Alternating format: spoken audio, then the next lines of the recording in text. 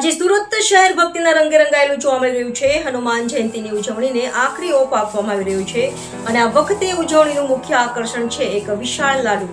જી હા, સુરતના પાલ વિસ્તારમાં આવેલા અટલ આશ્રમ ખાતે હનુમાનજીનો ભોગ ધરાવવા માટે 6000 કિલોનો બુંદીનો લાડુ તૈયાર કરવામાં આવ્યો છે। આવો જોઈએ આ અંગે વધુ વિગતો। સુરતના પાલ વિસ્તારમાં આવેલા અટલ આશ્રમ ખાતે હનુમાન જયંતિની ઉજવણીને લઈને ભક્તોમાં ભારે ઉત્સાહ જોવા મળી રહ્યો છે અને આ ઉત્સાહનું મુખ્ય કારણ છે આ વિશાળકાય લાડુ। આપણે જણાવી દઈએ કે આ લાડુનું વજન આશરે 6000 કિલો છે અને તેને હનુમાનજીના ભક્તો દ્વારા ખાસ રીતે તૈયાર કરવામાં આવ્યું છે। લાડુ બનાવવા માટે મોટી માત્રામાં બુંદી અને અન્ય સામગ્રીનો ઉપયોગ કરવામાં આવ્યો છે। આટલો મોટો લાડુ બનાવવો એ ખરેખર એક પડકારજનક કાર્ય હતું, પરંતુ ભક્તોની શ્રદ્ધા અને સમર્પણના કારણે આ શક્ય બન્યું છે। આ લાડુ હનુમાનજીને ભોગ ધરાવવામાં આવશે અને ત્યારબાદ ભક્તો વચ્ચે પ્રસાદ તરીકે તેનું વિતરણ કરવામાં આવશે।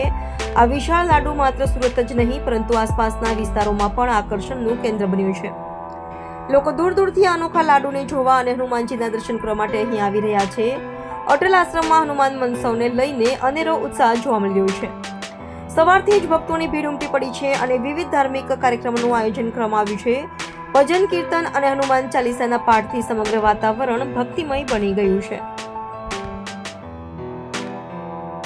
परिचय अपना आश्रम नो परिचय। अटल आश्रम पारदेश्वर महादेव गया वर्षे आश्रमना 50 वर्ष पूरा थया हता। आ 51 वर्ष शुरू થઈ રહ્યો। ત્યારે 6000 કિલોનો એક લાડુ, જેની અંદર 2000 કિલો બેસન, 2000 કિલો શક્કર અને 80 થી 90 ડબ્બા જેવું તેલ, ઘી બંને અને સાથે 100 કિલો સૂકો મેવો મળીને 6000 કિલોનો એક લાડુ બની રહ્યો છે। ગઈકાલે 9 તારીખથી 9 વાગ્યાથી શરૂ કરી અને મને એવું લાગે છે કે કાલે કદાચ લાડુ સવારે 9, 10, 11 વાગ્યા પૂરો થાય। સાથે 2000 કિલો બુંદી ગાંઠિયા અને 25 થી 30 હજાર માણસો જમી શકે એટલી ભોજન પ્રસાદની વ્યવસ્થા કરવામાં આવેલી છે।